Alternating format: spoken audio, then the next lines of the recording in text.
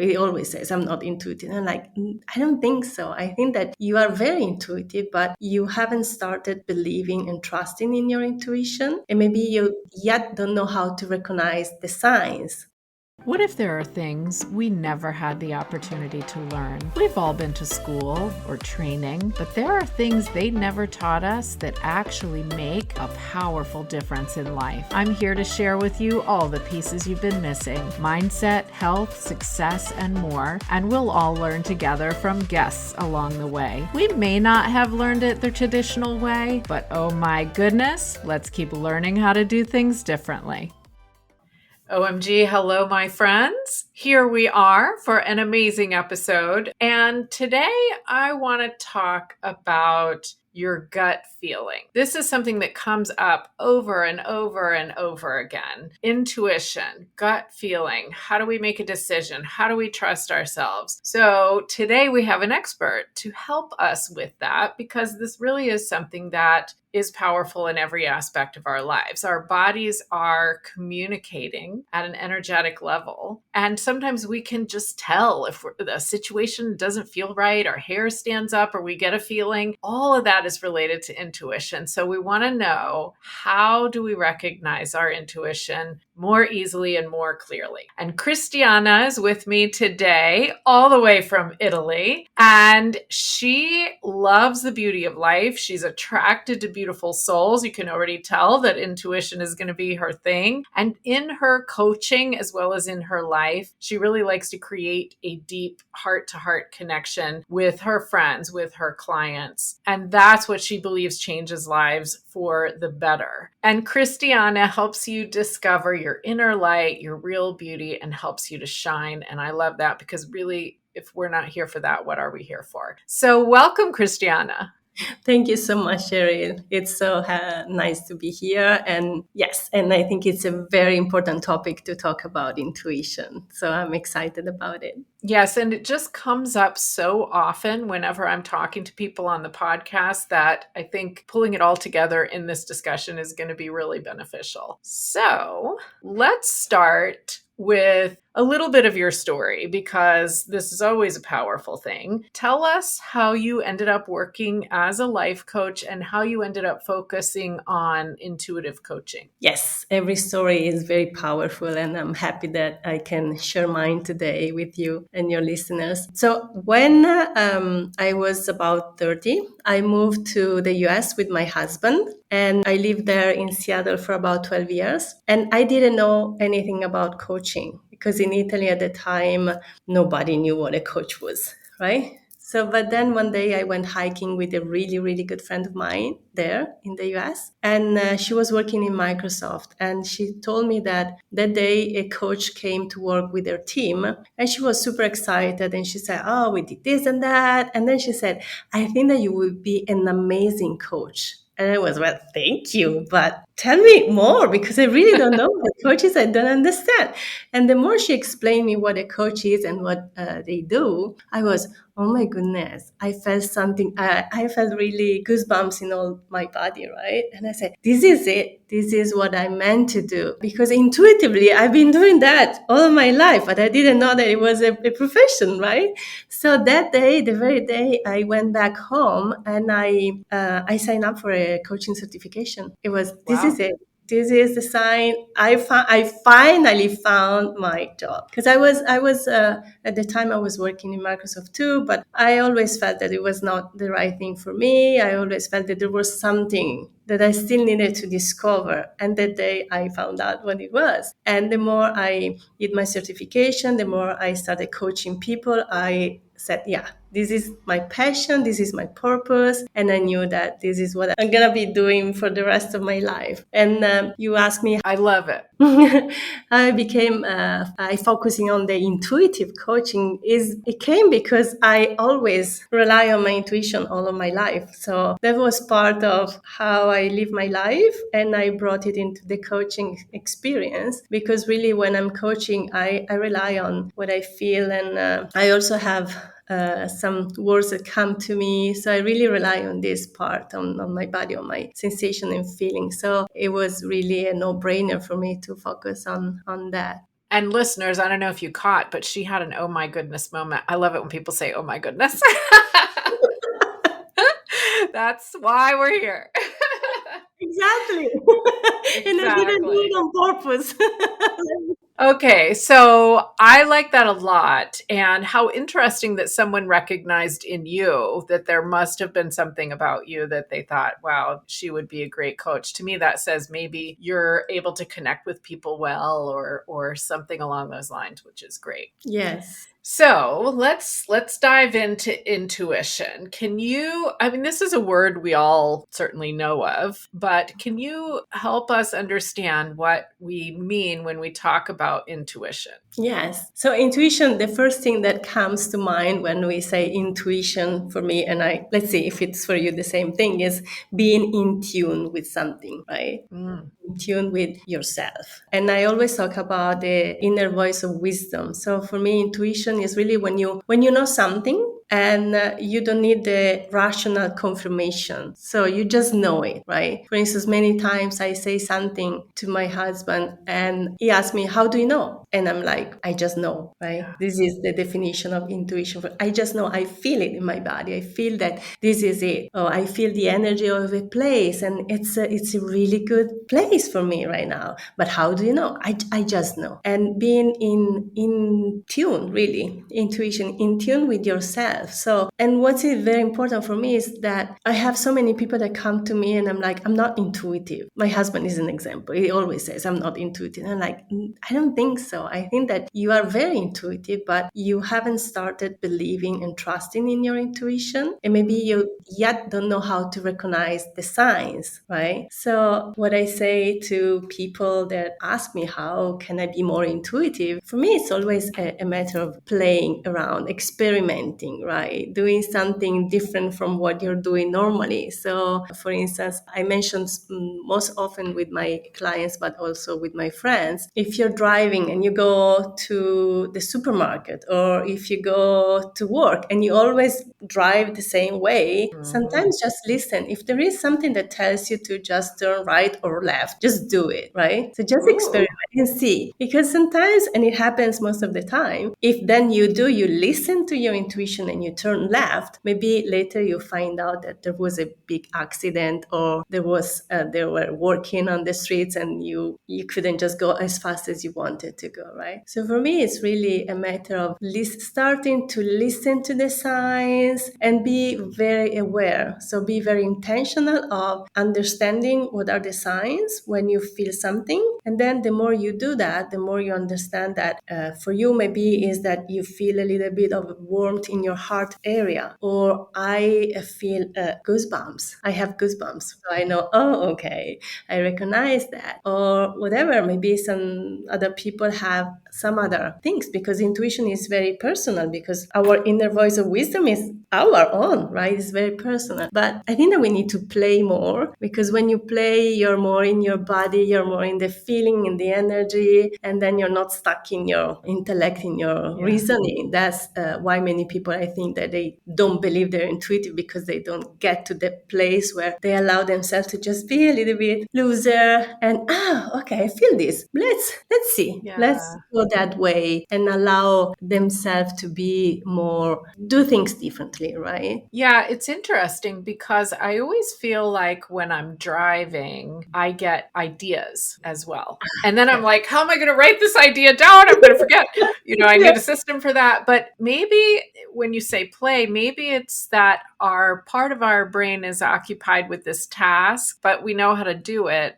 Yes. So we're not focused on it. And then we're maybe paying attention to other things. I wonder. Yeah, yeah. Also, I have really awesome ideas when I'm walking. Mhm. So, yeah. Or, many people when for me, when I'm in the water too. So, even if I'm taking a shower or if I'm swimming, oh, yes, I have so many ideas. And then I'm like, how can I write them down? Yeah. That's the thing, because you have then to remember them. But yes, when you do something that you don't need to really pay attention to, then you Yeah. can get more open. So what I say, you have to be open, and another thing is being non-judgmental, right? Because if we start having this feeling and we come with this peace and say, no, we block everything, right? Yes. Yeah. And that's the tricky part, because I always give the example with intuition of, and it's funny how often this happens to me. I must be prone to accidents or something. But if I have a drink or something and I set it down, if I set it near the edge, sometimes I just get this feeling, don't do that. Don't put it there. It's going to fall. I guess it doesn't have to be a drink, but anything. To me, that's an example of my intuition, because if I do it anyway, it always falls. And so I need to listen to this wisdom saying, don't do that because something is going to happen.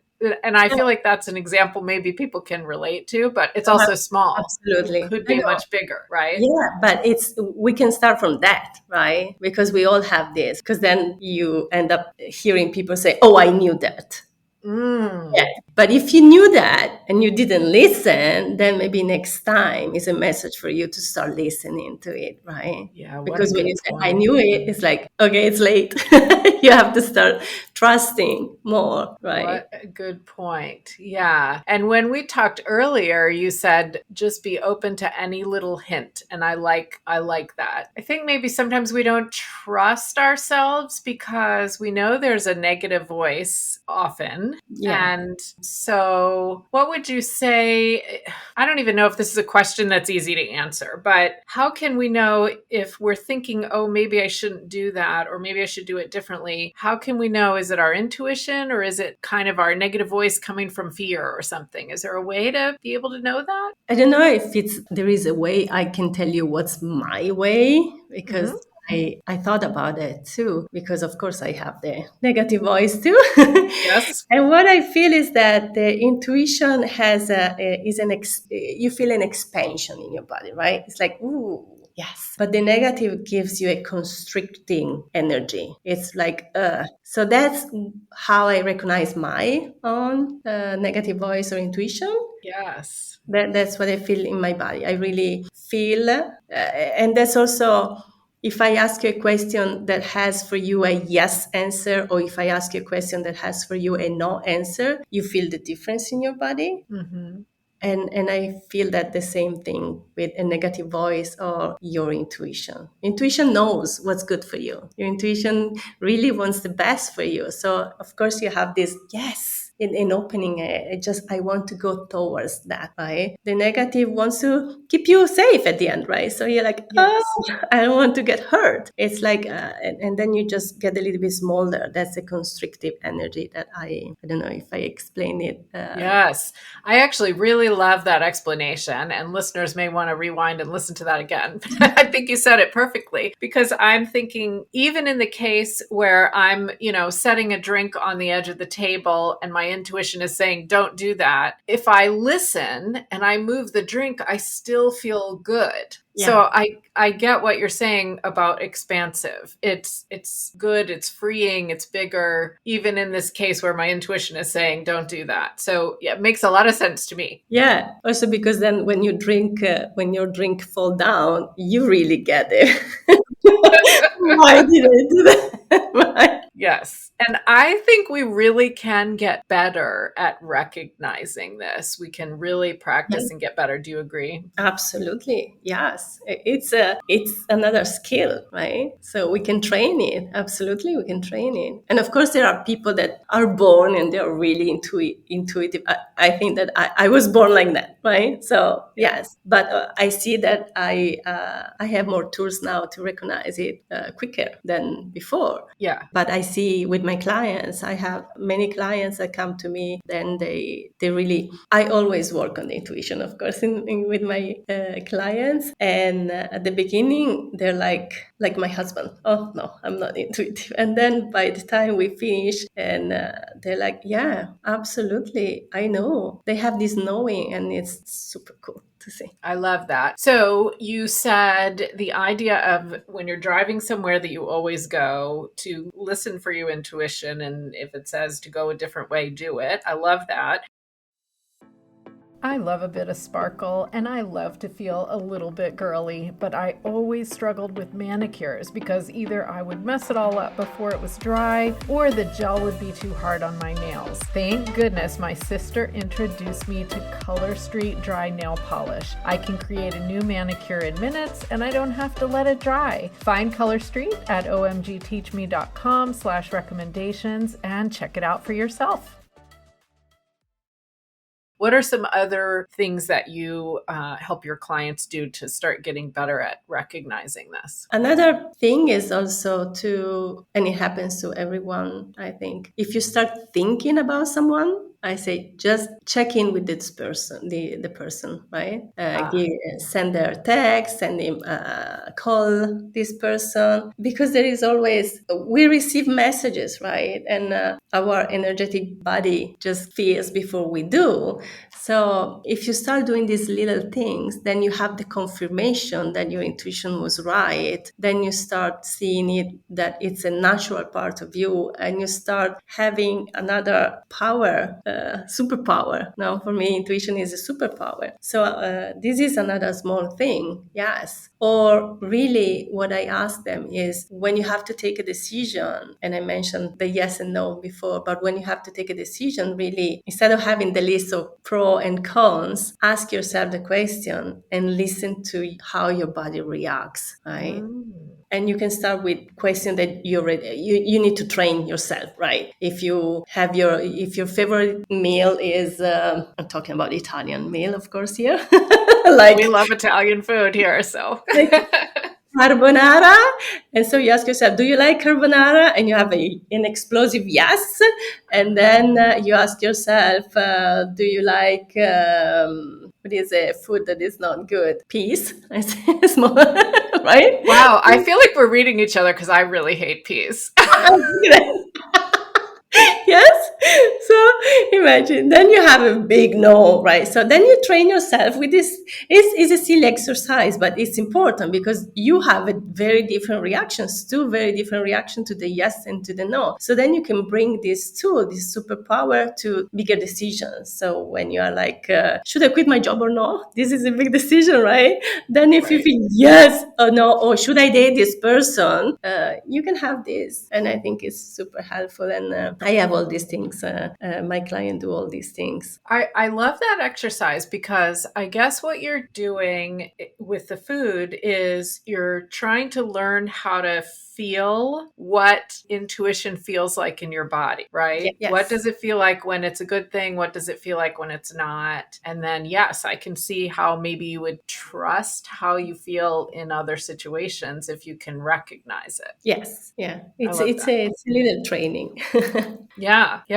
And such an easy exercise because as you were talking about the food, I was sitting here thinking, well, how does that sentence make me feel? And so when we ask ourselves questions, it's kind of a should I sort of question, like do I want this or do I want that? Is that kind of what we're asking ourselves? I wouldn't go for the should. I don't like the should. The should trap is more a matter when you're training yourself with intuition, you start using the feeling, right? Yeah. So how do I feel about this? Okay. Like, how do you feel about cold water, or how do you feel about a tea versus coffee? It's just we need to start changing the language that we use too, because intuition is really about feeling. What you feel in your body, what you feel is really different than what you think, right? Yes. And then should is very much connected to the thinking part. Good point. We may have both accidentally said should. That's a good point. So how do I feel about this? How do I feel about that? And I fully agree, because even if we're not talking about intuition, I spent a lot of years trying to even learn how to recognize what emotion I was feeling at any particular time. I couldn't name it. Yeah. I didn't know. And I find that a lot of people struggle with that, just even recognizing how do I feel right now. So the practice is powerful. Yeah, I agree with you. Absolutely. Yeah. Okay. So we're learning how to do intuition. We're learning learning how to listen to these little thoughts. I love what you said about if someone comes to mind, reach out to them. I actually did a little Take Five Friday episode saying, reach out to people. It's a good thing to do. So there we go.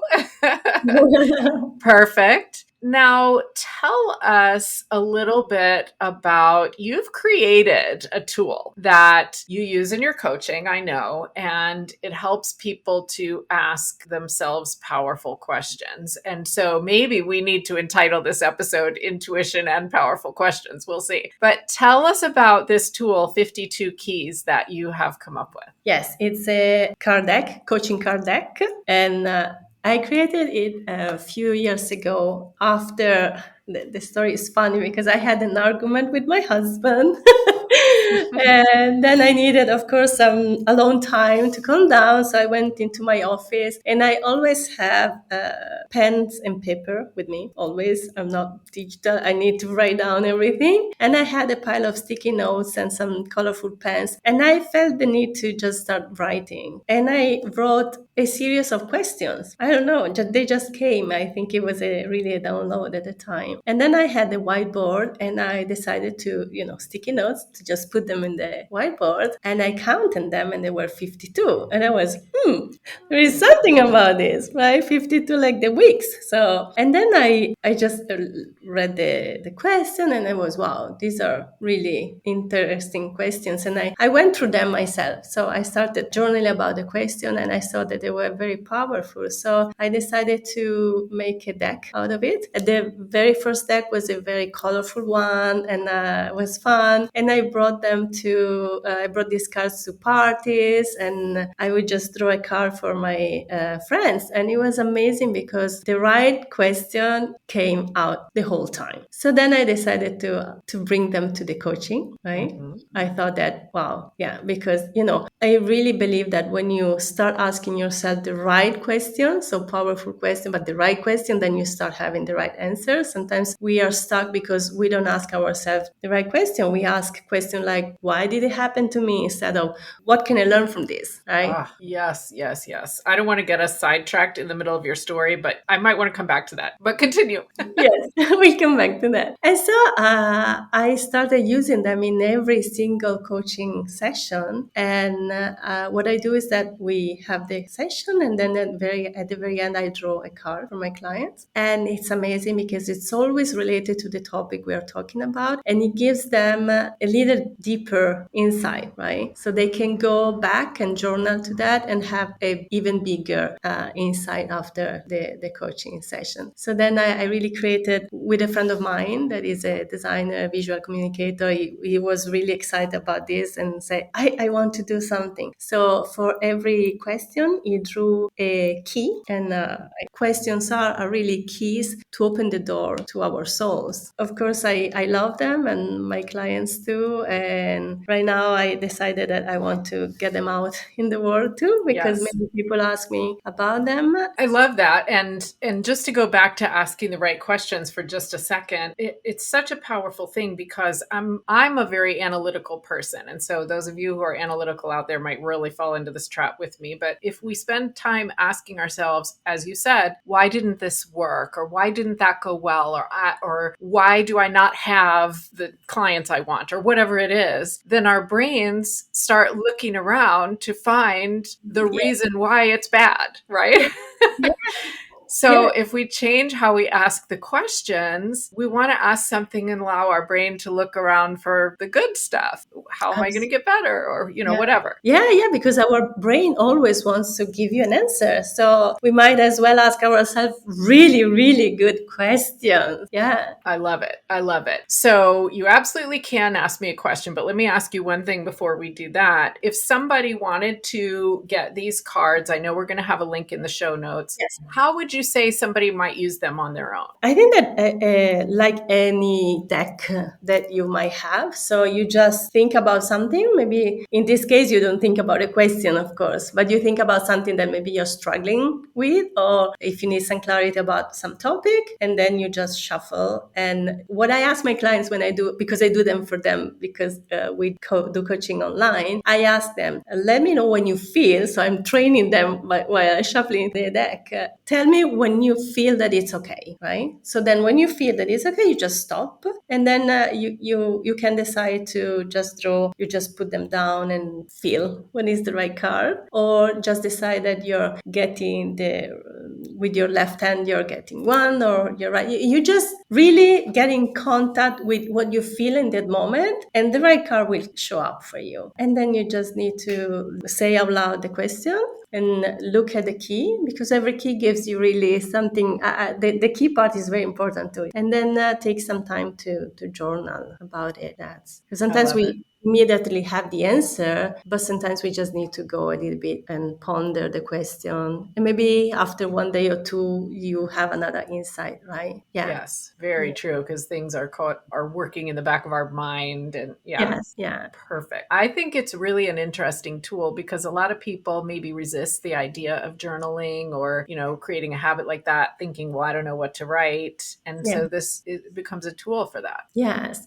And I had some people that tell me I don't want to journal. So what I suggest them to do, I think it's a small trick that they can use then to go back to the journaling part, is that you can get your phone and then record and say out loud things. Ah, yes. I think it's very powerful too, because then you re-listen to that and you can catch yourself and things that are important. Because not everybody wants to journal. Hey, you don't need to journal, but if you say, it's very important. Journaling is important because you put your thoughts in the paper and then you can see it and it just goes right this way. But also if you journal out loud, it's like having a conversation. That's very powerful when you have a conversation, and you know that because coaching is having this kind of conversation. So it's important to say things out loud and bring them outside of your mind, right? Yes. In Italian, what I tell my clients that in Italian,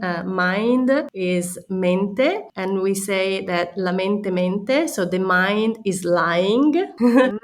Because if you keep everything inside, you cannot catch the lies. But if you either journal or you say out loud things and then you listen it back, you can catch the lie. It's very important. I'm going to have to remember to use this quote from you. If you keep everything inside, you can't catch the lies. What a great way to put it. Yes, because our thoughts do create stories that are not true. Yeah. Perfectly said. Okay, cool. Well, listeners, there will be a link in the show notes if you want these 52 keys, because this is very cool. And in the meantime, I'm happy for you to draw a card for me if you would like to do that. Okay, now I'm just going to shuffle, and when you feel that it's time to stop, you tell me, okay? Okay, so I'm starting. I don't want to wait too long on the podcast, so let's say stop. Okay, so now do you want me to use my right hand, my left hand, or do you want the one on top? Right hand. Okay, now do you want the right or the left? Right. Wow. So it's card number 4, and I think that also it's important, the number. And it says, who do you want to be? Ooh, interesting. You know what? I love this because for me, it makes me think, as you said, it always seems to be an appropriate thing. Yeah. Who do I want to be right now is relevant to my personal life as well as my professional life. And so I don't know that I'm going to go into that right now, but I'm making decisions for sure that I can tell I need to think about. So yeah, that gives me some direction to think it through. I love it. Wonderful. I'm so happy to hear that. Thank you. Awesome. Okay, well, let me see. We have talked about what intuition is, and mixed in throughout, Cristiana gave us some tools while we're driving, or people that come to mind, or asking ourselves questions about simple things like food to learn how this feels. And I just, those are such powerful things to practice. And then, of course, the 52 keys, which you can get if you want them for yourself. And now the question I ask everyone, because I'm always adding to the Nostalgia OMG Teach Me playlist, which is on Spotify and Amazon Music. Tell tell us, what is a song that for you has good memories attached to it or gives you a feeling of nostalgia? Of course, it's an Italian song, right? That So works. you might have to go and translate it, but it's called Sapore di Sale, and it's by Gino Paoli. He's a really wonderful Italian singer, and I have really happy memories about it. And I think that everyone my age, I'm gonna be 50 at the end of the year, knows this song. And as soon as you listen to it, you have these images of summer and freedom and happiness. And so the nostalgia part is really that. I think I was about 10 years old when this song came out, and then they made movies out of it, a couple of movies. So then you have all these, when you go to the beach and you hang out with friends, and you have you fall in love for the first time, and all these things Yes. are really, really, for me, are very good memories. So whenever I listen to this song, I'm happy, and I'm like, there is a little bit of nostalgia attached to that time of my life, but mostly is very warm in my heart. Yes. I love it. And I can't wait to go and check out the song for Yes. sure. I'm sure that we'll all enjoy it. And I'm sure it'll be on Spotify. So I will find it, listeners. I will make sure it's there. It's on Spotify. It is. Yeah, Yeah. perfect. Okay. Well, Cristiana, thank you so much for joining me. I really think that when people listen to this episode, they're going to be able to take away some powerful tools, and that is really important to me. So I appreciate you being here. Thank you so much. It was such a pleasure, and I really hope that the listener will find some good inspiration, and they will get back in touch with their intuition. Yes, trusting ourselves, such a key. Yeah, thank you so much. Thank you so much, Cristiana. And listeners, thank you for joining me today. I am so curious to know if you have experienced instances where you followed your intuition, your gut feeling, some little nudge you were having, and it really was a big deal. So I would love for you to tell us, and I will share your responses on a future 5-Minute Friday episode. So go to the show notes, because there is a brand new voicemail page for you at speakpipe.com/OMGTeachMe, and you can record a little audio. Tell us when intuition was a big deal for you. How did it come out? Or feel free to share a question as well, and I can't wait to hear. Now, also make sure you know that the free beta test of the Leading Lady community is happening right now in Facebook. You can grab the link for that and get all the information and join us by going to the show notes and checking it out. It's at bit.ly/leadingladyenergy. And with that, I'll see you again soon. I hope you enjoyed today's episode. OMG, did you know that we have mini episodes every Friday as well? Make sure to follow OMG Teach Me in your favorite podcast app so you get all the goodies. And if you're just finding this podcast and you're kind of wondering where to start, I have a curated mini series for you to help you stop self-sabotaging, because we all do it. So head over to www.omgteachme.com and sign up when you get the pop-up box. We may not have learned all these things in school, but they sure are powerful now.